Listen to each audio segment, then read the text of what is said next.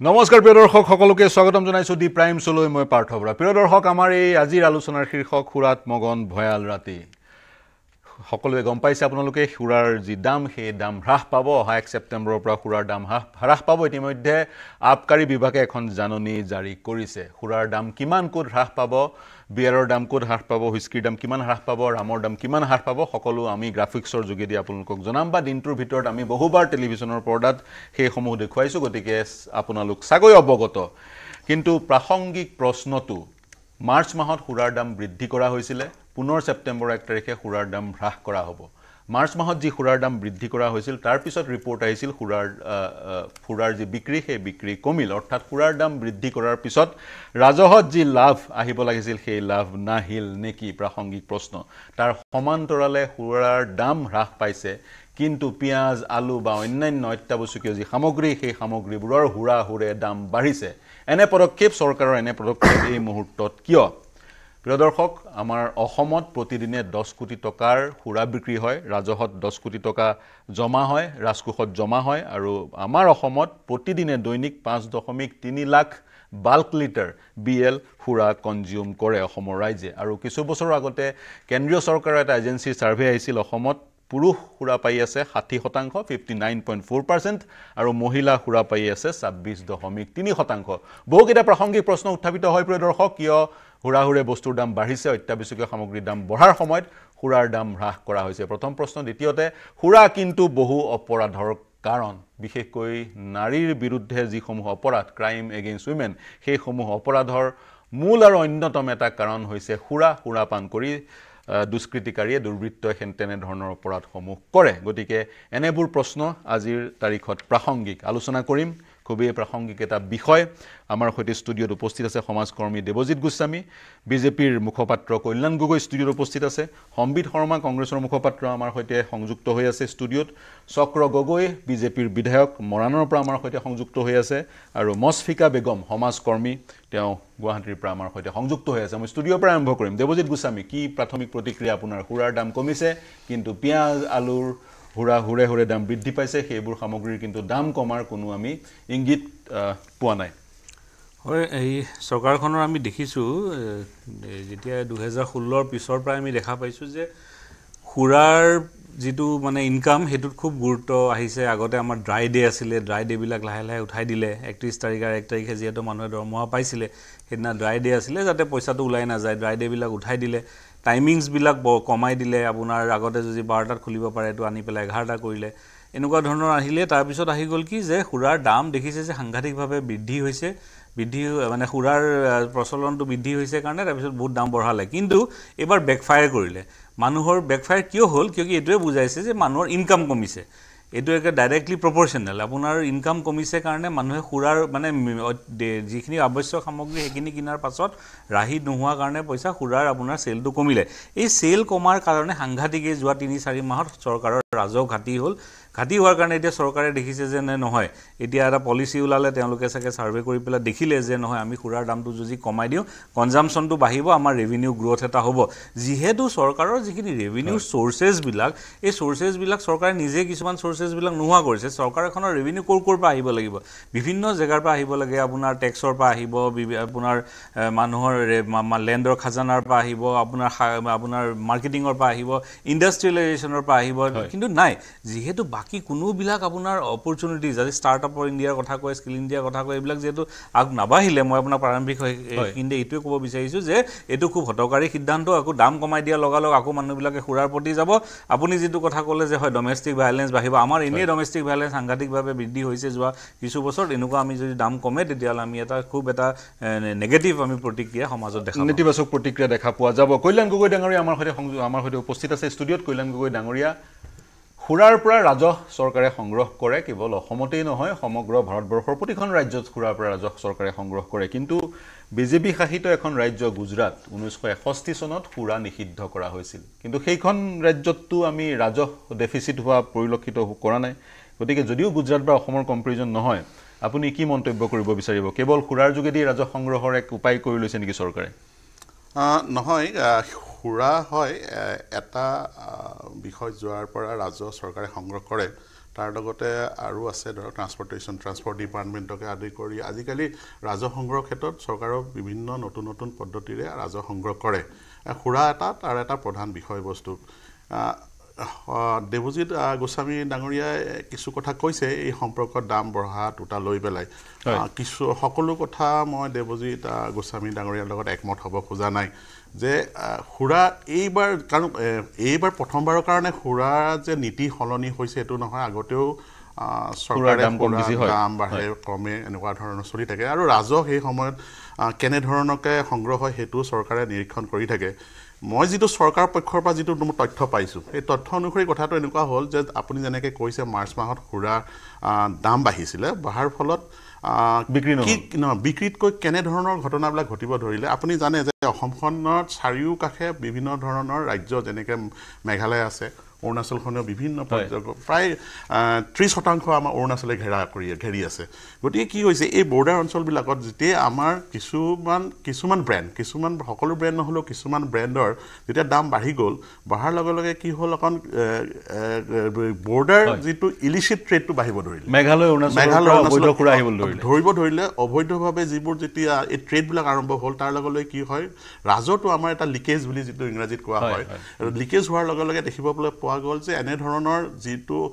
অবৈধ যিটো বেহাৰ ফলত আমাৰ ৰাজহ সংগ্ৰহটোৰ অকণমান কমি আহিছে আৰু তাৰ ফলত এটা চৰকাৰে এটা সিদ্ধান্ত ল'লে যে এই যেনেকৈ কোৱা হৈছে যে কিছুমান ব্ৰেণ্ডত 22 টকা কিছুমান ব্ৰেণ্ডত 32 টকা এনেকৈ ধৰণৰ বিভিন্ন ব্ৰেণ্ডত কমাই দিয়াৰ লগে লগে এতিয়া দেখা পোৱা যাব যিটো অবৈধ যিটো ট্ৰানজেকশ্যনটো বৰ্ডাৰ ইন বিটুইন বৰ্ডাৰ চলি আছে যথেষ্ট কমিব আৰু সেইকাৰণে আৰু তেতিয়া ৰাজহটো এটা যেনেকৈ কোৱা হয় যে চৰকাৰৰ ৰাজহ সংগ্ৰহ কৰাৰ বিভিন্ন উপায় থাকে তাৰ ভিতৰত এটা বিষয় হৈ গৈছে হয়তো এটা বিষয় আমাৰ ৰাজ্যত এটা বিষয় সুৰা এটা প্ৰাসংগিক পইণ্ট আপুনি উত্থাপন কৰিছে মেঘালয়ৰ পৰা গুৱাহাটীৰ লোকে সুৰা ক্ৰয় কৰাৰ তেনেধৰণৰ প্ৰৱণতা এটা আমি দেখা পাওঁ কাৰণ মেঘালয়ত সুৰাৰ দাম কম সুৰাৰ দাম নিৰ্ধাৰিত হয় সুৰাত GST নালাগে সুৰাত নালাগে GSTৰ বিপৰীতে সুৰাত এক্সাইজ ডিউটি থাকে আৰু ভেট থাকে সুৰাৰ বটলত যিটো MRP সেই ধৰণে সেই MRPটো ফিক্স কৰা হয় তাৰ সমান্তৰালে কিন্তু সুৰা প্ৰস্তুত কৰিবলৈ যিবোৰ ইনগ্ৰেডিয়েণ্টৰ প্ৰয়োজন সেইবোৰ ইনগ্ৰেডিয়েণ্টত কিন্তু GST আছে গতিকে একাংশ সুৰা প্ৰস্তুত কৰা প্ৰতিষ্ঠানে ক'ব বিচাৰিছে বিয়েৰত যদি GST লগোৱা হয় তেতিয়া টুৰিজিম ইণ্ডাষ্ট্ৰিটো ডেভেলপ হ'ব গ্ৰ' কৰিব এক বিষয় আৰু তাৰ সমান্তৰালে নতুন যি গুৱাহাটীত বা অসমত সুৰাৰ নতুন নিৰিখ যি সুৰাৰ দাম আহিলে সেই দাম অনুযায়ী চাগৈ মেঘালয় আৰু অসমৰ মাজত কিছু ব্ৰেণ্ডত দামৰ পাৰ্থক্য 10 বা 15 টকা মানহে হ'ব এইটো মই ক'বলৈ পাহৰি গৈছিলোঁ দামৰ তাৰতম্যটোৰ কাৰণে দাম কমাই দিছে হয় মেঘালয়ত কম আমাতকৈ এই ব্ৰেণ্ডবিলাকৰ সেইকাৰণে কি হৈছে মানুহে অপশ্যন লয় মেঘালয়ত কাৰণ বৰ্ডাৰবিলাক আপোনাৰ কথাটো মই বুজিলোঁ হয় সেইকাৰণে দামৰ পাৰ্থক্যটো কমাই দিয়া হৈছে দামৰ পাৰ্থক্য যেতিয়া আমাৰ বাঢ়িছিলে তেতিয়া মেঘালয়ত সেই ব্ৰেণ্ডবিলাকৰ কম আমাতকৈ কম আছিলে সেই ব্ৰেণ্ডবিলাকৰ সেইকাৰণে কি হৈছিলে মানুহে অপশ্যন লৈছিলে আৰু তেতিয়া আৰু কিছুমানে কি হৈছে অবৈধ বেপাৰ কৰিছিলে মই চক্ৰ গগৈ আমাৰ সৈতে সংযুক্ত হৈ আছে ডাঙৰীয়া আপোনাৰ পৰা প্ৰতিক্ৰিয়া ল'ম কি ক'ব বিচাৰিব বহু কথা জড়িত হৈ আছে সুৰাৰ সৈতে কিন্তু সমাজৰ বহু সেই মই যি ধৰণে ক'লোঁ গাৰ্হস্থ্য হিংসাকে ধৰি ভাইলেন্স এগেইনষ্ট উইমেন ইত্যাদি বিষয়সমূহ জড়িত হৈ আছে গতিকে সুৰাৰ দাম হ্ৰাস কৰিছে চৰকাৰে শাসক দলে যিটো দলৰ আপুনি এগৰাকী বিধায়ক কিন্তু বস্তুৰ মূল্য বৃদ্ধি অত্যাৱশ্যকীয় সামগ্ৰীৰ দাম চৰকাৰে হ্ৰাস কৰিব পৰা নাই প্ৰথম কথা হ'ল কি মই সুৰা পান কৰা মানুহেই নহয় গতিকে মই সুৰাৰ বিষয়ে কথা পাতিবলৈ মোৰ আজি বৰ বেছি ইচ্ছা নাছিল কিন্তু মোৰ কেইবাগৰাকী চিনাকি মানুহ ইয়াতে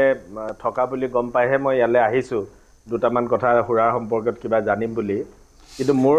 মোৰ অভিভক্তিটো এনেকুৱা ধৰণৰ যে এই যে দাম কমিল বা বাঢ়িল এই কথাবিলাক আজি আমি সুৰাৰ দামৰ বিপৰীতে আজি যদি বয় বস্তুৰ কিবা দাম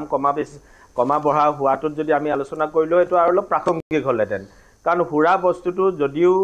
ইয়াৰ পৰা ৰেভিনিউ কালেকশ্যন হয় কিন্তু এইটো আমাৰ সমাজৰ বাবে প্ৰায় মানুহে এইটো এটা বৰ্জনীয় বস্তু বুলি আমি ভাবোঁ গতিকে এতিয়া সুৰাৰ দাম বঢ়া আৰু সুৰাৰ দাম কমা ইয়াৰ ভিতৰতো কিছুমানবোৰ কাৰণ নিশ্চিতভাৱে থাকিব ইতিমধ্যে আমাৰ দলৰ প্ৰবক্তাগৰাকীয়ে ইতিমধ্যে কথাখিনি কৈছে আমি কিছুদিনৰ আগত আমি দেখি আছোঁ যে বিভিন্ন ৰাজ্যৰ পৰা সুৰা ইতিমধ্যে ইলিগেল পাৰ্চেছ কৰিবলৈ আৰম্ভ কৰি দিলে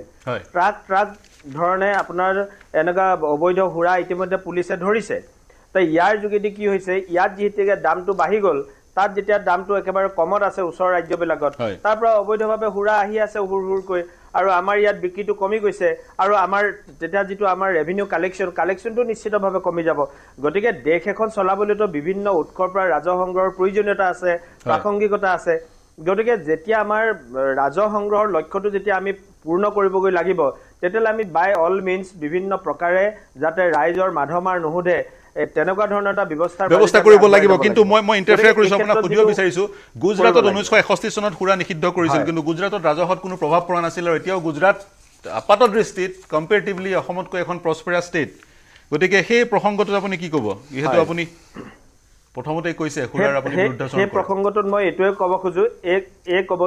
ক'ব খোজো যে আমি এতিয়াও গুজৰাটৰ ষ্টেজলৈ মানে পাবগৈ পৰা নাই অৰ্থনৈতিকভাৱে আমি গুজৰাটৰ যিটো স্তৰ সমগ্ৰ ভাৰতবৰ্ষত সেই স্তৰ আমি পাবগৈ পৰা নাই সেইকাৰণে আমি ভৱিষ্যতৰ দিনত আমিও মুখ্যমন্ত্ৰী ডাঙৰীয়াক বা আমাৰ চৰকাৰবিলাকক আমি আহ্বান জনাম যে পাৰিলে ভৱিষ্যতে আমিও তেনেধৰণে হুৰা বিক্ৰীটোৱে আমাৰ নাইকিয়া কৰি পেলাবগৈ লাগে টেক্স মানে আমি এইটো হুৰাৰ ওপৰত টেক্স লৈ কিবা কাম কৰাৰ কথা আমি ভাবিবগৈ নালাগে কিন্তু সেইটো ভৱিষ্যতৰ দিনত লাহে লাহে কৰিব লাগিব সেইটো একেদিনাই আপুনি চাৰিওকিখন দুৱাৰ যদি বন্ধ কৰি দিয়ে আমাৰ ৰাজহ সংগ্ৰহ ক'ৰ পৰা হ'ব তো ৰাজহ দেশখন ৰাজ্যখন চলাবলৈতো আমাক ৰাজহ লাগিবই কাৰণ বিভিন্ন ধৰণৰ কল্যাণমূলক আঁচনিবিলাক উন্নয়নমূলক আঁচনিবিলাক ৰূপায়ণ কৰিবলৈ হ'লে আমাক কোটি কোটি টকাৰ প্ৰয়োজন আছে গতিকে গুজৰাটৰ অৰ্থনৈতিক স্তৰটো আমি যিহেতুকে চুবগৈ এতিয়াও পৰা নাই গতিকে তাৰ কাৰণে গুজৰাটৰ লগত খোজ মিলাবলৈ আমি কিছুদিন ৰ'ব লাগিব তাৰ কাৰণে নিশ্চয় আমি অপেক্ষা কৰিব লাগিব প্ৰথম কথা চৰকাৰক ৰাজহ লাগিবই আৰু সুৰা বিক্ৰী কৰি চৰকাৰে ৰাজহ সংগ্ৰহ কৰে ভাৰতবৰ্ষৰ কেইখনমান বিহাৰ গুজৰাটক বাদ দি বাকি সকলো ৰাজ্যতে সুৰাৰ পৰা ৰাজহ সংগ্ৰহ কৰে ৰাজ্য চৰকাৰসমূহে আৰু সুৰাৰ বিক্ৰীৰ সম্পূৰ্ণ এখতিয়াৰ তাৰ পৰা যিসমূহ টেক্স সেইসমূহ টেক্স প্ৰত্যক্ষভাৱে ৰাজ্য চৰকাৰে লাভ কৰে এতিয়া মই কংগ্ৰেছৰ প্ৰতিনিধিগৰাকীৰ ওচৰলৈ আহিম শৰ্মা ডাঙৰীয়া সুৰাৰ বিক্ৰী কৰি অসমে ৰাজহ সংগ্ৰহ কৰিবই লাগিব কংগ্ৰেছৰ দিনতো সংগ্ৰহ কৰি আছিল এতিয়াও সংগ্ৰহ কৰি আছে কিন্তু প্ৰাসংগিক কিছুমান কথা আছে মূল্য বৃদ্ধি পিঁয়াজৰ দাম কিমান হ'ল আকাশ লংঘী পিঁয়াজৰ দাম নহৰুৰ দাম অন্যান্য অত্যাৱশ্যকীয় সামগ্ৰীসমূহৰ দাম বৃদ্ধি পাইছে সেইসমূহ হ্ৰাস কৰিব পৰা নাই কিন্তু সুৰাৰ দাম হ্ৰাস কৰা হৈছে কি প্ৰতিক্ৰিয়া প্ৰকাশ কৰিব বিৰোধী দলৰ সদস্য হিচাপে চাওক এই দুৰ্ভাগ্যজনক এটা পৰিস্থিতি যে আমাৰ বিধায়ক এজনে কয় যে আমি ৰেভিনিউ জেনেৰেট কৰিবৰ কাৰণে এই ধৰণৰ ব্যৱস্থা ল'বই লাগিব এতিয়া কথাটো হ'ল যে ৰেভিনিউ জেনেৰেশ্যনৰ চ'ৰ্চ এটা মেজৰ চ'ৰ্চ গৈ পেলাই সুৰা হৈছে এইখন ৰাজ্যত আমি চাওক পৰিসংখ্যাত ওলাইছে যে প্ৰায় 60% পুৰুষে ৰেগুলাৰলি মদ খায় মহিলা প্ৰায় 26% তাৰমানে গোটেই আমাৰ ৰাজ্যৰ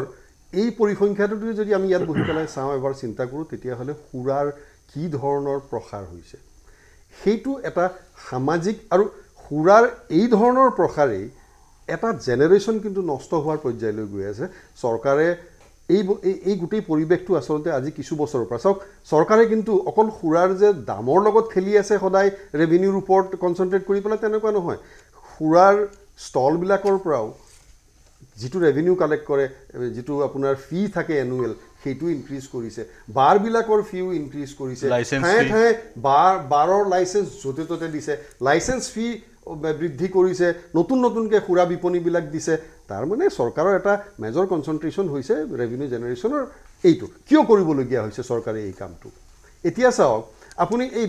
মূল্য বৃদ্ধিৰ কথাটো অকণমান আগতে বিধায়কজনে ক'লে এতিয়াতো চিম্পুল কথা আপোনাৰ একেবাৰে ন্যূনতম যিটো ৰেগুলাৰ ব্যৱহাৰ্য যিটো বস্তু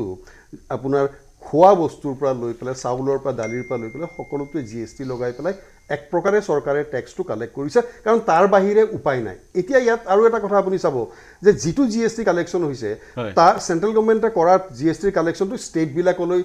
দিয়া কিমান সোনকালে ট্ৰান্সফাৰ কৰিছে সেই লৈ পেলাই যিবিলাক ষ্টেটত বিজেপি চৰকাৰ নাই সেইবিলাক ষ্টেটৰ অৱস্থাটো একেবাৰে বেয়া আপুনি ক'ব বিচাৰিছে এতিয়া নহয় তাত আৰু এটা চাব দেই এই চৰকাৰৰ আপুনি কণ্ট্ৰাডিকশ্যন চাব এওঁলোকে মুখেৰে কয় এটা কৰে এটা আপোনাক মই কৈছোঁ যে কৰ্পৰেট টেক্সটো 14 চনলৈ আছিল 33%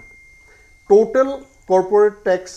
19 চনত কমাই আনি পেলাই 23% কৰিলে তাৰ পৰা আমাৰ দেশৰ ৰেভিনিউ প্ৰায় 1 লাখ কোটি টকাৰ ওপৰত এভৰি ইয়াৰ লছ কৰি আছোঁ সেইটো কম্পেনচেট কৰিবৰ কাৰণে দৰবত দাম বঢ়াইছে দৰবত আপুনি চাওকচোন এক্সাইজ ডিউটি লৈ পেলাই প্ৰায় 40%ৰ ওচৰ দৰবৰ ওপৰত টেক্স লাগি আছে আজি প্ৰত্যেকটো দৰবৰ দাম বাঢ়িছে যোৱা 8-10 বছৰৰ পৰা এতিয়া আৰু এটা বস্তু চাব এই যে কৰ্পৰেট টেক্সটো কমাই দিলে এটা যুক্তি কি আছিল চাব সব ৰিলেটেড কথা কিন্তু দেই এটা যুক্তি এইটো আছিল চৰকাৰৰ যে আমি কৰ্পৰেটক অলপ সকাহ দিলে কৰ্পৰেটে ইনভেষ্টমেণ্ট কৰিব দেশৰ ওপৰত আৰু এমপ্লয়মেণ্ট জেনেৰেট হ'ব ইনভেষ্টমেণ্ট আহিলে ৰেভিনিউ ইনভেষ্টমেণ্ট হ'লে দেশত প্ৰডাকশ্যন বাঢ়িব সেই চাইকেলটো ইম্প্ৰুভ হ'ব কিন্তু দেখা গ'ল যে 19ৰ পিছৰ পৰা কৰ্পৰেট ইনভেষ্টমেণ্ট আমাৰ দেশত একেবাৰেই কমি গ'ল যেনেকৈ FDI কমিছে কৰ্পৰেট ইনভেষ্টমেণ্ট কমিছে এতিয়া প্ৰব্লেমটো হৈছে ক'ত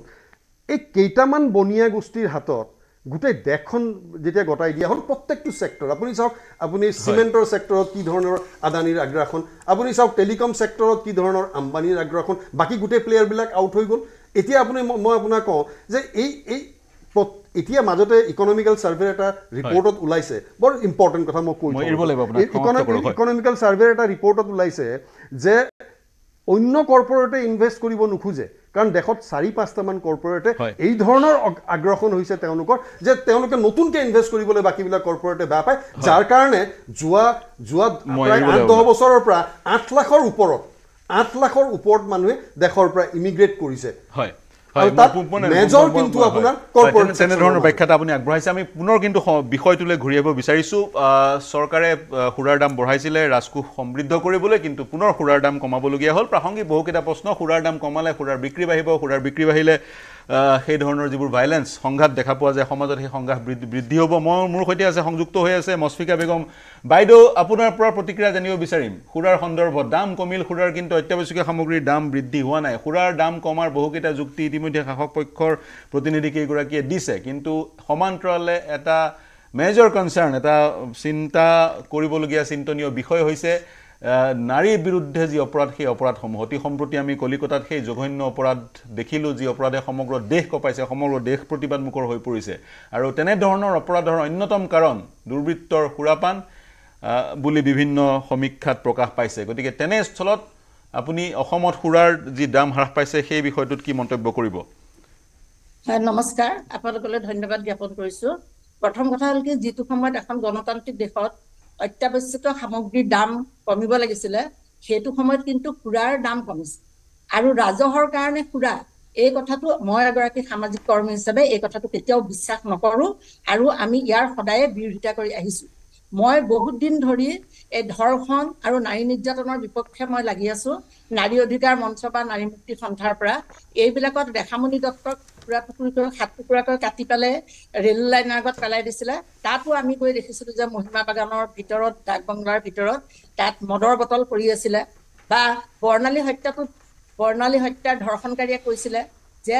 মদ খাই পেলাই কি কৰিলোঁ আমি গমেই নাপালোঁ যিমানবিলাক ক্ৰাইম হৈছে নাৰীৰ ক্ষেত্ৰত এই গোটেই ক্ৰাইমৰ লগত আৰু নাৰী নিৰ্যাতনৰ লগত বা ঘৰুৱা যি ডমেষ্টিক ভাইলেন্স এইবিলাকৰ লগত মদ জড়িত হৈ বাইদেউ মই আপোনাক ইণ্টাৰফেয়াৰ কৰিছোঁ বাইদেউ মছফিকা বেগম বাইদেউ বিশেষকৈ অপকৰ্মৰ ভুক্তভোগীসকলৰ অনুৰোধ আপোনাক নামটো প্ৰকাশ নকৰিবলৈ হয় ঠিক আছে ধন্যবাদ এতিয়া কথা হ'ল কি এখন চৰকাৰে এখন গণতান্ত্ৰিক চৰকাৰে গাঁৱে ভূঞে সকলোতে মদৰ দোকান বহুৱাইছে আমি জানো যে স্বাধীনতাৰ প্ৰাক মুহূৰ্তত ইয়াত কানিৰ বিৰুদ্ধে এটা ডাঙৰ আন্দোলন হৈছিলে চাইনাতো অপিয়াম ৱাৰ হৈছিলে কি কাৰণে যে মানুহবিলাকক একেবাৰে বেকাৰ বনাই দিবৰ কাৰণে কৰা হৈছিলে এতিয়া আমি ভাবো যে চৰকাৰে এই যে গাঁৱে ভূঞে মদবিলাক দিছে আগতে মদ বুলি ক'বলৈকে যিবিলাক ঘৰত ভয় খাইছিলে আজি সকলোৱে মদৰ আশ্ৰয় লৈছে য'তে ত'তে মদ পোৱা যায় আগতে ফেঞ্চি বজাৰৰ খুচবন বুলি এখন দোকান সেই এখনেই দোকান আছিলে অভিযুক্ত মানুহবিলাক গৈ পেলাই কেতিয়াবা মদ পান কৰে কিন্তু এতিয়াতো তেনে নহয় স্কুলৰ ওচৰত মন্দিৰৰ ওচৰত মছজিদৰ ওচৰত সকলোৰে ওচৰত মদৰ দোকান কেইগজমানৰ দূৰে মদৰ দোকানবিলাক দিছে আমি মদৰ কাৰণে সুচিপ্ৰতা ৰায়চৌধুৰী বাইদেউ থকা অৱস্থাত আমি মদৰ এটা ডাঙৰ আন্দোলন কৰিছিলোঁ কিন্তু সেইটো আন্দোলন আমি সফল হ'ব নোৱাৰিলোঁ এই কাৰণে যে এটা যেতিয়ালৈকে জনজাগৰণ নহয় যেতিয়ালৈকে এটা ডাঙৰ আন্দোলন নহয় তেতিয়ালৈকে এটা সংগঠন বা কেইগৰাকী মানুহে একো কৰিব নোৱাৰে এতিয়া চৰকাৰৰ মূল উদ্দেশ্যটো হৈছে কি মূল যিবিলাক আমাৰ দেশত যিবিলাক সমস্যা আছে সেই সমস্যাবিলাকৰ পৰা ডাইভাৰ্ট কৰি মানুহবিলাকক মদ খাই মদাহী বনাবৰ কাৰণে চৰকাৰে মদৰ দোকানবিলাক দিছে আৰু অন্যহাতে স্কুল কমাইছে মদৰ দোকান বৃদ্ধি কৰিছে আজিৰ দিনটোত 161খন স্কুল বন্ধ কৰিবলৈ নটিফিকেশ্যন কৰা হৈছে ছাত্ৰ-ছাত্ৰী নাই বুলি কিন্তু আমি জনাত যে ৰুল আছে নিয়ম আছে আইনগত নিয়ম আছে যে এটা ষ্টুডেণ্ট থাকিলেও স্কুলত পঢ়াবই লাগিব তেনে ক্ষেত্ৰত কোনটো নিয়মৰ আধাৰত মুখ্যমন্ত্ৰী বা শিক্ষামন্ত্ৰীয়ে আমাৰ স্কুল বিলাক স্কুল বন্ধ কৰি মদৰ বিপণীৰ সংখ্যা বৃদ্ধি কৰিছে মদৰ বিপণী বৃদ্ধি কৰিছে মদৰ দাম কমাইছে অত্যাৱশ্যকীয় সামগ্ৰীৰ দাম বৃদ্ধি কৰিছে আৰু স্কুল বন্ধ কৰিছে আমি এইটো সামাজিক কৰ্মী হিচাপে ধিক্কাৰ দিছো হয় ধিক্কাৰ দিছে আপুনি মই দেৱজিৎ গোস্বামী ডাঙৰীয়া আপোনাৰ ওচৰলৈ আহিম বিশেষকৈ আমি অপৰাধৰ বিষয়টো উল্লেখ কৰিছোঁ আৰু বাইদেউ ইতিমধ্যে ক'লে বাইদেউ জড়িত সমাজকৰ্মী এগৰাকী দীৰ্ঘদিন ধৰি তেওঁ কৈছে এনেবোৰ ঘটনা নাৰীৰ বিৰুদ্ধে যিসমূহ অপৰাধ হয় সেইসমূহ অপৰাধত সচৰাচৰ এলকহলটো এটা কাৰণ হৈ পৰে সুৰাপায়ী দুৰ্বৃত্ত সুৰাপায়ী হয় বা মূল অভিযুক্ত সুৰাপায়ী হয় বা সুৰাৰ নিচাত বা সুৰাৰ ৰাগীত তেনেধৰণৰ বিভিন্ন সময়ত সেই ঘটনা সংঘটিত হয় গতিকে আপুনি কি ক'ব বিচাৰিব বাইদেউৰ যি মন্তব্য কি প্ৰতিক্ৰিয়া দিব বিচাৰিব হয় সুৰা আপোনাৰ যিটো আছিলে এণ্টাৰটেইনমেণ্ট পাৰ্পজত এটা সময়ত সেই আমি আগৰ আদিম যুগৰ পৰা দেখোঁ এণ্টাৰটেইনমেণ্টৰ পাৰ্পজত সুৰা লৈছিলে গুৱাহাটীতো আমি যেতিয়া সৰু কালত আছোঁ মই গুৱাহাটীত 81ৰ পৰা আছোঁ আপোনাৰ তাৰ আগতে যোৰহাটত আছিলোঁ এই তেতিয়া একদম দুই এখন বাইদেউ কোৱাৰ নিচিনাকৈ পাণবজাৰ ফাঁচী বজাৰ এৰিয়া দুখন তেনেকৈ এতিয়া আপোনাৰ চৰকাৰে অকল সুৰাৰ দাম কমোৱাই নহয় যিটো হাৰত যোৱা মই কংগ্ৰেছৰ দিনৰ কথা নকওঁ বাৰু যিহেতু এই চৰকাৰ কংগ্ৰেছৰ যিহেতু আমি তেওঁলোকৰ অপকৰ্মৰ কাৰণে তেওঁলোকক আমি বিদায় দি পেলাই বিজেপি আমি আনিলোঁ 2016 আৰু চেণ্টাৰত 2014 কিন্তু 2016ৰ পিছৰ পৰা সাংঘাতিকভাৱে বাঢ়ি গ'ল মই মোৰ ঘৰৰ ওচৰতে বহুতকেইখন আপোনাৰ জু তিনিআলি বা সেইখিনি অঞ্চলটোতে সাংঘাতিকভাৱে সুৰাৰ বিপণী বাঢ়িলে আৰু চৰকাৰে সুৰাৰ ৰাজহৰ ওপৰত গুৰুত্ব দিয়াটো আমি দেখিলোঁ বিভিন্ন উপায়েৰে আমি দেখিলোঁ আৰু স্কুল কলেজ ইত্যাদি মন্দিৰ মছজিদ একো নাই সুৰাৰ পৰা ৰাজহৰ কথাটোত গুৰুত্ব দিয়া নহয় অসমত অৱকাশ কি আছে অন্যান্য সোৰ্চেছ কি আছে প্ৰথম কথা হ'ল এখন ৱেলফেয়াৰ ষ্টেটত এইটো খুব লাজ লগা কথা নিন্দনীয় কথা যে সুৰাৰ ৰাজহৰ প্ৰতি একচুৱেলি সেইটো মানে এজেণ্ডাত আহিবই নালাগে বিজেপি MLA গৰাকীয়ে যিটো কৈছে যে আমি বিভিন্ন উৎসৰ পৰা আমি ৰাজহ কালেক্ট কৰিব লাগিব ডেফিনেটলি কৰিব লাগিব অসমৰ নিচিনা এখন চহকী নেচাৰেল ৰিচোৰ্চেছ য'ত আমাক অইল গোটেই ক'লোতো ভাৰতবৰ্ষৰ কেইখন জেগাত আপোনাৰ অইল আছে আমাৰ আজি 3 মিলিয়ন মেট্ৰিক টন অইল অসমত প্ৰডিউচ হৈ আছে সেইখিনি আমাৰ ৰিফাইন কৰিবৰ কাৰণে আমাৰ ৰিফাইনেৰী আছে হিউজ ৰেভিনিউ আমি পাই আছোঁ অইলৰ বণ্ডৰ পইচাখিনি যদি সময়মতে পাওঁ চাহৰ যিখিনি আমি ৰয়েলটি যিখিনি আমি সময়মতে পাওঁ আৰু আমাৰ যিখিনি ফৰেষ্ট প্ৰডিউচ আমাৰ পানী আমাৰ বালি আমাৰ মাটি আমাৰ মিনাৰেলছ আপুনি কাৰ্বি আংলং এইফালে যাওক আপোনাৰ গোটেই মিনাৰেলছ বিভিন্ন ধৰণৰ চিমেণ্টৰ পৰা আৰম্ভ কৰি আমি 500 বছৰতো আমি শেষ কৰিব নোৱাৰা আমাৰ ইয়াত আপোনাৰ ভগৱানে আমাক আপোনাৰ নেচাৰে আমাক দি থৈছে কিন্তু আমাৰ এইবিলাকত কোনো গুৰুত্ব নাই সেইবিলাকক চিণ্ডিকেট কৰি পেলাই চলাব দি দিয়ে আপুনি মিনাৰেল ডিপাৰ্টমেণ্টক যাওক আপোনাৰ তেওঁলোকৰ হেৰি চাওকচোন ৰেভিনিউ চাওকগৈ একো নাই আজি আপোনাৰ ফৰেষ্ট ডিপাৰ্টমেণ্টৰ ৰেভিনিউ চাওক কিন্তু এটা বালি মহল চলোৱা মানুহ এটা কিন্তু বছৰি 15-20 লাখ টকা ইনকাম কিন্তু চৰকাৰৰ ৰাজহ সেই বালি মহলটো বা কেইহাজাৰমান টকা এইবিলাকত চৰকাৰে গুৰুত্ব দিব লাগে নে আপোনাৰ এই সুৰাৰ যিটো যিমানে টকা আহক লাগিলে এখন ৱেলফেয়াৰ ষ্টেটৰ কোনো কাৰণত এইটো মানে আমি এইটো মানে একচুৱেলি মানুহে কিয় এইটো ক্ষেত্ৰত জাগৃত হোৱা নাই মই নাজানো কিন্তু সুৰাৰ এখন চৰকাৰে সুৰাৰ ওপৰত মানে আত্মনিৰ্ভৰ কৰাটো খুব লাজৰ কৰা দুখৰ কথা চৰকাৰে এই যিখিনি ৰাজহ তাৰ পৰা পায় মই কৈছোঁ যে কিছুমান এনেকুৱা আঁচনি চলাই আছে যিবিলাকৰ কোনো ধৰণৰ ভাল প্ৰভাৱ নাই কোনো ধৰণৰ সমাজক সেই আঁচনিবিলাক বাদ দি পেলাই এই ৰাজহটোৰ পৰা চৰকাৰে নাম লৈ মই এতিয়া চক্ৰ একেবাৰে মই 1 নম্বৰতে কওঁ যে একেবাৰে চবতকৈ একেবাৰে ৱৰ্ষ্ট আঁচনি হৈ গ'ল সেইখন হৈ গ'ল অৰুণোদয় এই অৰুণোদয়খনে 1200 টকা দি পেলাই এটা মানুহক কেনেকুৱা ধৰণৰ সহায় কৰিব বিচাৰিছে মই আজিলৈকে যিখিনি মানুহ বিকলাংগ মানুহ যিখিনি স্পেচিয়েল কেয়াৰ লাগে আৰু মহিলা মানুহ যিখিনি 70s ওপৰত কাম কৰি খাব নোৱাৰে ছিংগল তেওঁলোকক দিয়ক কিন্তু আজি সুস্থ সবল মানুহ এটা আপোনাৰ 1200-1300 টকা পাই পেলাই সি কি কৰিব তাক তাৰমানে আপুনি কৰ্মবিমুখ কৰাইছে এই চৰকাৰখনে আমাৰ যুৱচামক কৰ্মবিমুখ কৰাবৰ কাৰণে এনেকুৱা কিছুমান আঁচনি দিয়াই দিছে যিবিলাকক আৰু লগতে এতিয়া সুৰাটোৰ দামটো কমাই দিব এই 1250 টকা আঁচনিখনে অসমক একেবাৰে কৈছোঁ না একেবাৰে অসমক শেষৰ ৰাজ্যখনলৈ লৈ যাব আঁচনিৰ কথা ক'লে আৰু কলিকতাত যি এক প্ৰতিবাদ সাব্যস্ত হৈছে সেই প্ৰতিবাদৰ এটা অন্যতম শ্লোগান আঁচনি নহয় অধিকাৰ দিয়ক নাৰীক গতিকে আঁচনি নহয় নাৰীক অধিকাৰ দিয়ক বা নাৰী হওক বা পুৰুষেই হওক সকলোকে কৰ্মক্ষম কৰক কল্যাণ গগৈ ডাঙৰীয়া আপুনি এটা প্ৰতিক্ৰিয়া প্ৰকাশ কৰিবলৈ হাত দাঙিছিলে মই আপোনাৰ প্ৰতিক্ৰিয়া লৈয়ে মই চক্ৰ গগৈ ডাঙৰীয়া ওচৰলৈ যাম ঘটনাটো অৰুণোদয় সম্পৰ্কতে মই ক'ব খুজিছোঁ অৰুণোদয়টো এটা সকাহ এটা পৰিয়ালক আৰু কাক দিয়া হয় যে বিল' পভাৰ্টি লাইন যিসকল আছে তেখেতসকলক দিয়া হয় এইটো উপাৰ্জন কৰিব কাৰণ বা এইটো দৰমহা নহয় বা যিটো কথা আজি বুজাব বিচাৰিয়ে গোস্বামী ডাঙৰীয়াই যে এইটো এটা দিছে যে এটা একদম নিম্ন দৰিদ্ৰ পৰিয়াল এটা সকাহ দিছে সেই সকাহটো পাই পেলাই হয়তো তেখেতসকলে আন কিবা কাম কৰিবৰ কাৰণে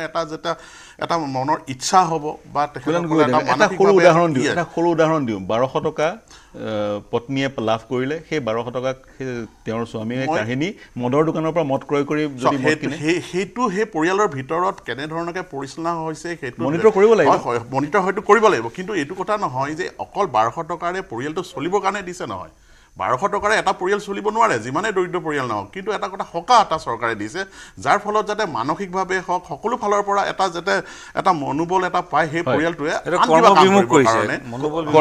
আপুনি কৈছে আৰু চক্ৰ গগৈ ডাঙৰীয়া এটা কথা কৈছিলে যে আমাৰ হেৰি লুফলছ আছে আমাৰ অৰুণাচলৰ বা এতিয়া আমাৰ খুৰাখিনি যিখিনি মানে তাৰ হেৰি হয় মানে আপোনাৰ আনে মানুহে তাৰ কাৰণে তো এইটো কাৰণেতো পুলিচ প্ৰশাসন কিহৰ কাৰণে আছে তেতিয়াহ'লে আমি আজি লাখ কোটি টকা ভাড়াত দৰমহা দি পেলাই আমাৰ দুখীয়া দৰিদ্ৰ মানুহৰ কৰ কাটলৰ পইচা দি পেলাই আমি এক্সাইজ ডিপাৰ্টমেণ্টক পুহি ৰাখিছোঁ আমি হোম ডিপাৰ্টমেণ্টৰ পুলিচক পুহি ৰাখিছোঁ বৰ্ডাৰ পুলিচ আমাৰ আছে তেতিয়াহ'লে এই নেক্সাছবিলাক যদি তেওঁলোকে বন্ধই কৰিব নোৱাৰে তেতিয়াহ'লে তেওঁলোকক ওলাই দিব লাগিব নেক্সাছবোৰ বন্ধ নকৰি সুৰাৰ দাম বৃদ্ধি কৰা হৈছে গগৈ ডাঙৰ এতিয়া আপোনাৰ পৰা প্ৰতিক্ৰিয়া ল'ম আঁচনিৰ প্ৰসংগটো উল্লেখ হৈছে ইয়াত মই এটা উদাহৰণ দিছিলোঁ সেই আঁচনিৰ ধৰণেৰে যদি কোনোবাই মদ ক্ৰয় কৰে তেতিয়া সেই আঁচনি দিয়াৰ যি এটা উদ্দেশ্য সেই উদ্দেশ্যটো কিন্তু বিফল হয় কি ক'ব আপুনি গোস্বামী ডাঙৰীয়াই আমাৰ এক্সাইজ ডিপাৰ্টমেণ্টৰ পৰা ৰেভিনিউ জেনেৰেট কৰা কথাটোক বিৰোধিতা কৰিবলৈ গৈ আমাৰ অসমৰ গোটেই উন্নয়নৰ প্ৰক্ৰিয়াটোক তেওঁ নস্যাৎ কৰিবলৈ যোৱাটোত এটা বৰ হাস্যকৰ কিবা মই কথা এটা গুণ পাইছোঁ কাৰণ তেখেতে এটা কথা চাব লাগিছিলে যে হয় ৰেভিনিউ এই যে এক্সাইজৰ পৰা ৰেভিনিউ লোৱাটোত তেখেতে বিৰোধিতা কৰিছে বা বাকীসকলেও বিৰোধিতা কৰিছে মোৰ সেইটোত ক'ব লগা একো নাই ভৱিষ্যতে পাৰিলে নিশ্চয় চৰকাৰে কথাখিনি বিবেচনা কৰিব কিন্তু তেখেতে যিটো কৈছে যে মানে আমাৰ ৰাজ্যখনৰ কোনো উন্নয়ন হোৱা নাই কিবা হোৱা নাই এনেধৰণৰ যিবিলাক কথা ক'ব খুজিছে আচলতে ইয়াৰ যোগেদি তেখেতে যে গোটেই ৰাজ্যখনৰ উন্নয়নৰ গতিধাৰাটোক তেখেতে ভালকৈ লক্ষ্য কৰা নাই মইতো সেইটোৱে যেন প্ৰমাণিত হৈছে কাৰণ আজি আপুনি চাওক যোৱা 8টা বছৰত বিজেপি চৰকাৰৰ দিনত যিটো ধৰণে সামগ্ৰিক বিকাশ আৰু উন্নয়নৰ দিশত ৰাজ্যখনক লৈ যোৱা হৈছে ইয়াৰ কাহিনী বা তুলনা হ'ব নেকি বিগত দিনৰ চৰকাৰবিলাকৰ 73 বছৰৰ পাছত আমাৰ চৰকাৰ হৈছিল এই যোৱা 73 বছৰ আপুনি তুলনা কৰক আৰু আমাৰ 8 বছৰ তুলনা কৰক আকাশ পাতাল পাৰ্থক্য পাব তাৰ উপৰিও তেখেতে কল্যাণমূলক যিখিনি আমাৰ আঁচনিৰ কথা কৈছে আজি 1250 কথা গোস্বামী ডাঙৰীয়া মই আপোনাক বিনয়েৰে কৈছোঁ যে 1250 টকাটো আপোনাৰ কাৰণে নগণ্য হ'ব পাৰে আপুনি হয়তো 12.5 লাখ টকাও আপোনাৰ কাৰণে কম হৈ যাব পাৰে কিন্তু এটা দুখীয়া গাঁৱৰ নিচলা পৰিয়াল বাগিচাৰ এটা নিচলা শ্ৰমিকৰ পৰিয়ালে যেতিয়া 1250 টকা তেওঁ হাতত পায় মাহেকৰ মূৰত তেখেতে জানে যে কিমান আনন্দিত হয় তেখেতে কিমান কেঁচা ঘাম মাটিত পেলাই যেতিয়া উপাৰ্জন কৰি দুবেলা দুমুঠি উপাৰ্জনৰ পথ প্ৰশস্ত কৰে সেই সময়ত আমি দিয়া 1250 টকাটো পায় তেখেতলো কিমান আনন্দিত হেতু আপুনি ওচৰত নগলে অনুভৱ নকৰিব এটো মহানগৰীত থাকি পেলাই অনুভৱ কৰা বিষয় নহয় গতিকে আপুনি হেতুক নস্যাৎ নকৰিব দুখীয়া মানুহবিলাকে মনত বেয়া পাব আপোনাক আৰু এই যে আমি গাঁৱৰ মানুহবিলাকক নিচলা কৃষকবিলাকক যে আমি মাহে মাহে যে আপোনাৰ বিনামূলীয়াকৈ চাউল দি আছো 5 কেজি গৈ কোনে কৈছে বিনামূলীয়া চাউল দিব কিয় বিনামূলীয়া চাউল দিব লাগে কৃষকে নিজৰ ঘামৰ কষ্ট কৰি পেলাই তেওঁলোকে দিব বিনামূলীয়া চাউল কিয় দিব বিষয়টো হৈছে মানুহবিলাক আছে নাই নাই কোনে কৈছে বিনামূলীয়া চাউল দিবৰ কাৰণে সব মানুহ আপোনালোকৰ দৰে ধনী মানুহ নহয়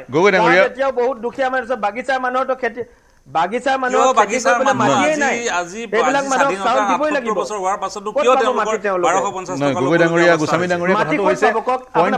তেওঁলোকক কৰ্মসংস্থাপন দিয়ক কাম দিয়ক বাগিচাৰ মজুৰি কৰক গগৈ ডাঙৰীয়া আপোনাৰ চৰকাৰ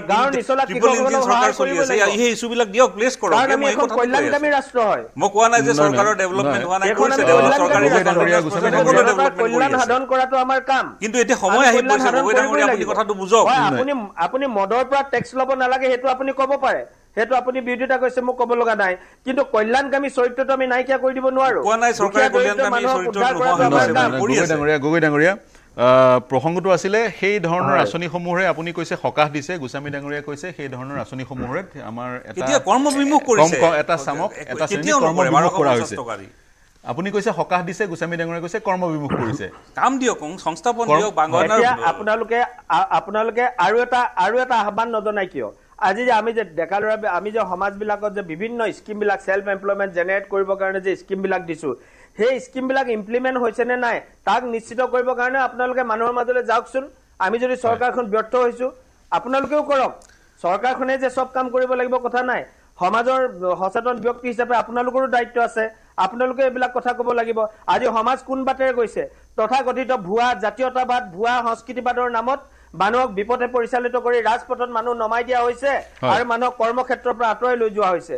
গতিকে ৰাজপথৰ আন্দোলনে সমাজ উন্নয়ন কৰিব নোৱাৰে আৰু আমাৰ বৰ্তমানৰ বহুত মানুহক মই দেখা পাইছো যে তথাকথিত সো-কল জাতীয়তাবাদ সো-কল নেশনালিষ্টিক ফিলিংস দেখুৱাই মানুহবিলাকক অন্ধ জাতীয়তাবাদৰ ফালে লৈ গৈছে আচলতে ৰাজপথত আন্দোলন কৰিলে কাহিনীও জাতীয়তাবাদ সৃষ্টি হ'ব নোৱাৰে কৰ্মৰ পথত আন্দোলন কৰিব লাগিব কৰ্মযোগ্য কৰিব লাগিব মই আপোনাৰ পইণ্টটো ললো গগৈ ডাঙৰীয়া আপোনাৰ পইণ্টটো ললো তেতিয়াহে হ'ব আপোনাৰ পইণ্টটো ললো এছামে আপুনি ক'ব বিচাৰিছে এছাম লোকে কিছু সেই তেনেধৰণৰ ফিলিংছ জাগ্ৰত কৰি কিছু লোকক পথলৈ লৈ গৈছে আন্দোলনমুখী কৰিছে যাৰ ফলত কৰ্মবিমুখ এছাম হোৱা পৰিলক্ষিত হৈছে মই কংগ্ৰেছৰ প্ৰতিনিধিগৰাকী যে চলে যাম শৰ্মা ডাঙৰীয়া আপুনি গগৈ ডাঙৰীয়াৰ প্ৰতি মন্তব্য কি প্ৰতিক্ৰিয়া প্ৰকাশ কৰিব তেওঁ সুৰাৰ টেক্সৰ বিষয়টোত তেওঁ বৰ বিশেষ একো কোৱা নাই কিন্তু আঁচনিসমূহৰ সন্দৰ্ভত তেওঁ প্ৰতিক্ৰিয়া প্ৰকাশ কৰিছে আৰু কৰ্মবিমুখ কিন্তু আঁচনিসমূহ দিয়াৰ ফলত হোৱা নাই অন্য কাৰকসমূহৰ কাৰণতে হৈছে ৰাইজ আন্দোলনমুখী হৈছে একাংশ তাৰ কাৰণে একাংশ লোক কৰ্মবিমুখ হোৱা বুলি তেওঁ এক প্ৰকাৰ মন্তব্য কৰিছে নাই চাওক তেখেতৰ গোটেইকেইটা কথাৰ ইয়াতে উত্তৰ দিয়া সময় মই নাপাম কিন্তু মই তেখেতে কোৱা এটা কথা কৈছে তেখেতে কৈছে যে অন্ধ জাতীয়তাবাদ আজি যোৱা 2014ৰ পৰা এতিয়ালৈ কেন্দ্ৰীয় চৰকাৰৰ নেতৃত্বত থকা চৰকাৰে এইখন দেশত এক অন্ধ দেশপ্ৰেম আৰু অন্ধ ধৰ্ম বিশ্বাস হলে গোটেই দেশখনক কনভাৰ্ট কৰিছে যিটো তেওঁলোকৰ এটা আহিলা দেশৰ শাসন গাদীত বহি থকা সদায় ৰাতিপুৱা গধূলি হিন্দু মুছলমান হিন্দু খ্ৰীষ্টান কৰি পেলাই এইখন দেশৰ চৰকাৰে আজি যোৱা 14ৰ পৰা এতিয়ালৈ সেইটো আমি দেখিছো কি ধৰণৰ মব লিঞ্চিঙৰ পৰা লৈ পেলাই কি ধৰণৰ ধৰ্মীয় উন্মাদনা প্ৰত্যেকটো বিষয় ক্ৰিয়েট কৰা হয় সেইটো আমি দেখিছো ৰাইজেও দেখিছে এটা মোক কৈ ল'ব দিয়ক মই আপোনাৰ মাজত সোমোৱা নাই ডাঙৰীয়া বেয়া নাপাব এতিয়া কৈছো যে তেওঁ কৈ আছে যে বিৰাট কি কয় উন্নয়নৰ বন্যা বৈ গৈছে এইখন ৰাজ্যত আমি উন্নয়ন ক'ত আনএমপ্লয়মেন্টৰ অৱস্থাটো চাওক মোক আপুনি এটা কথা কৈ দিয়ক যে 2016ৰ পৰা এতিয়ালৈ আপোনাৰ চৰকাৰে এইখন ৰাজ্যত কেইটা নতুন ইণ্ডাষ্ট্ৰী বহালে মই এতিয়া আপোনাক কৈছো 16ৰ আগত 2004ৰ পৰা 2016লৈ এই গোটেই ইকনমিক্যাল পলিচিটোৰ কাৰণে য'ত নৰ্থ ইষ্টক আপোনাৰ কি কয় স্পেচিয়েল কেটেগৰীত ৰখা হৈছিল সেইটোৰ ওপৰত বেছ কৰি পেলাই গোটেই সিমেণ্ট ইণ্ডাষ্ট্ৰীৰ পৰা লৈ পেলাই ইয়াত আপোনাৰ ষ্টিল ইণ্ডাষ্ট্ৰীৰ পৰা লৈ পেলাই কি কেইখন হ'ল আপুনি হিচাপ কৰক তাৰ পৰাই ষ্টেটে ৰেভিনিউ জেনেৰেট কৰি আছে কিন্তু মূল কথাটো হ'ল যে আপোনালোকৰ চৰকাৰ 14 চনত বিজেপি চৰকাৰ অহাৰ পিছৰ পৰা স্পেচিয়েল আপোনাৰ এই ষ্টেটাছটো কিয় উদ্ৰ কৰিলে আপোনালোকে আজি অসমৰ আনএমপ্লয়মেন্টৰ অৱস্থাটো কিয় আপোনালোকৰ চৰকাৰে যোৱা 8 বছৰে কিমান লাখ কোটি টকা লোন ললে কওকচোন আপোনালোকৰ চৰকাৰে যোৱা 8 বছৰে কিমান আমাৰ এই কি কয় ৰেগুলাৰ টেক্স বিলাক বঢ়ালে কিমান আপুনি মিউনিসিপালিটি ট্যাক্স বঢ়ালে কিমান ল্যান্ড ৰেভিনিউ ট্যাক্স বঢ়ালে মোক এতিয়া আপুনি কক যে ডেভেলপমেন্টৰ কথা কৈছে মোক কক আপুনি যে আপোনালোকৰ এই চৰকাৰে যি কেখন মেডিকেল কলেজ কৰিলে যি কেখন ইউনিভাৰ্সিটি কৰিলে তাত ফেকাল্টি আৰু টেকনিক্যাল মানুহৰ তাত ইনফ্ৰাষ্ট্ৰাকচাৰৰ পজিশনটো কি আপোনালোকে ডেভেলপমেন্টৰ কথা কয় মোক আপোনালোকে কক যে এই যে আপোনাৰ নেশনাল হাইৱেটো কিমান আগবাঢ়িলে নগাঁৱৰ পৰা আগত কি স্থিতি বাকি বিলাক ঠাইত আপোনাৰ ৰাস্তাৰ কথা নকও আপোনালোকে উন্নয়নৰ কথা কয় যি কেইজন ঠিকাদাৰে চৰকাৰক কাম কৰি দিলে সেই ঠিকাদাৰক আপোনালোকে 5000 কোটি টকা দিবলৈ বাকি আছে আপোনালোকে উন্নয়নৰ কথা কয় হয় মই আপোনালোকে কিমান ডক্টৰ এপইন্ট কৰিছে মেডিকেল কলেজ বিলাকক কিমান ফেকাল্টি এপইন্ট কৰিছে ডেফিচিয়েন্সি চলি আছে আপোনালোকে উন্নয়নৰ কথা কয় স্কুল টিচাৰৰ অৱস্থাটো কি আপোনালোকে উন্নয়নৰ কথা কয় আপোনালোকক মই কৈছো 5000 কোটি টকা হয় মই প্ৰতিক্ৰিয়া লৈ লম গগৈ ডাঙৰীয়া প্ৰতিক্ৰিয়া দিব লাগিব মই বিৰোধী ল'ব লাগিব বিৰোধী ল'ব লাগিব শৰ্মা ডাঙৰীয়া হয় এটা গগৈ ডাঙৰীয়া কক এতিয়া হস্পিটেলত দৰব নাছিল আপোনালোকৰ নাৰ্ছ নাছিল কক গগৈ ডাঙৰীয়া কক হেতু কব গগৈ ডাঙৰীয়া প্ৰতিক্ৰিয়া আপোনালোকৰ দিনত মই যিটো সমষ্টিক বিলং কৰি আছো সেই সমষ্টিটোলৈকে আপুনি এবাৰ আহি চাই যাবই 400 কিলোমিটাৰ ৰাস্তা বনাইছো যোৱা 8টা বছৰ আপোনালোকৰ 400 কিলোমিটাৰ ৰাস্তা এই পৰিসংখ্যান বিলাক যে আপোনালোকে কৈ দিয়ে 400 কিলোমিটাৰ 4000 কিলোমিটাৰ আমি প্ৰতিক্ৰিয়া লৈ আছো মই প্ৰতিক্ৰিয়া লৈ আছো শৰ্মা ডাঙৰীয়া শুনি লওক আপুনি শুনি লওক স্যাৰ আপোনালোকৰ মাজত মেলি দিছিলে আৰু আপোনালোকে উন্নয়নৰ কথা কি ক'ব আপোনালোকৰ দিনত কেৱল দালাল দুৰ্নীতি ভ্ৰষ্টাচাৰ চাৰিওফালে কেৱল সেইবিলাকে আছিল কেৱল লুণ্ঠন আছিল আপোনালোকৰ আজি আপোনালোকে মদৰ পৰা লোৱা টেক্সৰ কথা কৈ আছে আজি ডাঙৰ কৈ আপোনালোকৰ তাত বিলাসী বিলাস বহুল যিবিলাক আপোনালোকে মদ খোৱা যিবিলাক দোকান আছে দোকানবিলাক কোনে খুলিলে মদ প্ৰত্যেকগৰাকী বিধায়কৰ হাতে হাতে 2-3খনকৈ মদৰ দোকান কোনে ললে এই দোকানবোৰ কোনে দিছিলে আজি আপোনালোকে আমাৰ হাতত আমাক মুখ সুধিব নেকি মোক এখন বিলাতী মদৰ দোকান আছে মোৰ এখনো নাই মই নিজেও নাখাম মই মদৰ দোকানো নলওঁ কিন্তু আপোনালোকৰ বিধায়ক মন্ত্ৰীৰ হাতে হাতে কিমান ডাঙৰ ডাঙৰ মদৰ দোকান কিমান ডাঙৰ ডাঙৰ ৰেষ্টুৰেণ্ট য'ত মদৰ কেৱল খেলা চলে গতিকে সেই কথাবিলাক আপোনালোকে কৈ লাভ নাই আপোনালোকে নিজে কি কৰিলে হেতু ক'ব আমাৰ দিনত কি হল আপুনি নিজে ৰাস্তালৈ যাওক গাঁৱলৈ যাওক চবফালে যাওক আপুনি দেখিব এনএসআই দিছিলে গগৈ ডাঙৰীয়া মই আপোনাক এৰিব লাগিব মই এটা বিৰতি ল'ব লাগিব হয় গগৈ ডাঙৰীয়া আপুনি প্ৰতিক্ৰিয়া প্ৰকাশ কৰিলে মই এটা বিৰতি ল'ব লাগিব বিৰতিৰ পিছত পুনৰ এই আলোচনা আগবঢ়াই লৈ যাম আমাৰ মূল বিষয় আছিলে অসমত মদৰ দাম হ্ৰাস কৰা হৈছে 1 ছেপ্টেম্বৰৰ পৰা মদৰ দাম হ্ৰাস কৰা হৈছে মদৰ পৰাই ৰাজহ যি চৰকাৰে সংগ্ৰহ কৰে সেয়া অন্যতম ৰাজহ সংগ্ৰহৰ আহিলা নেকি এক অন্যতম প্ৰশ্ন দাম বাঢ়িছে অত্যাৱশ্যকীয় সামগ্ৰী কিন্তু মদৰ দাম হ্ৰাস কৰা হৈছে তাৰ সমান্তৰালে মদ কিন্তু যি অপৰাধ হয় বিশেষকৈ নাৰী বিৰুদ্ধে যিবোৰ অপৰাধ হয় সেইবোৰ অপৰাধৰ অন্যতম কাৰণ বুলি বিভিন্ন সমীক্ষাত বিবেচিত হৈছে মদ স্বাস্থ্যৰ কাৰণে হানিকাৰক প্ৰথম কথা পুৰুষৰ কাৰণেও হানিকাৰক মহিলাৰ কাৰণেও হানিকাৰক মদ তাৰ সমান্তৰালে মদে গ্ৰাহস্থ যি হিংসা সেই হিংসা বৃদ্ধি কৰে আৰু আন যি অপৰাধমূলক কাম কাজ সেইবোৰতো উজান দিয়ে গতিকে মই এটা বিৰতি ল'ম বিৰতিৰ পিছত মই বেগম বাইদেউৰ ওচৰলৈ যাম ইয়াৰ প্ৰতিকাৰ কি যুৱ প্ৰজন্ম যি ধৰণে মদৰ প্ৰতি আকৃষ্ট হৈছে সেই প্ৰক্ৰিয়াটোক বন্ধ কৰিবলৈ কি ইয়াৰ প্ৰতিকাৰ সেই বিষয়ে তেওঁৰ পৰা জানিম এই মুহূৰ্তলৈ এটা বাণিজ্যিক বিৰতি শীঘ্ৰে ঘূৰি আহিম